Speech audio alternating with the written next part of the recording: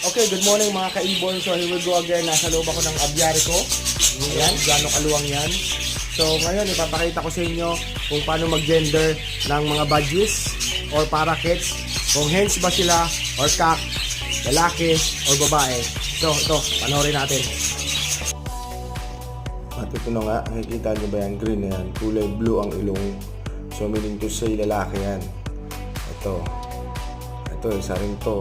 Ayan. Ang blue ang katawan ko ay blue bar. Blue ang ilong. Basta nakikita nyo blue ang ilong. Meaning to say cock or male or lalaki. Ayan. At meron pang isa, pag pink ang ilong, pag medyo opaline na pink naman ang ilong nun, lalaki pa rin yun. Basta malayo, makikita mo na agad blue or pink ang ilong. Ayan o. Ayan. Ibig sabihin, matured cock na yan. At ito naman, white, Latino,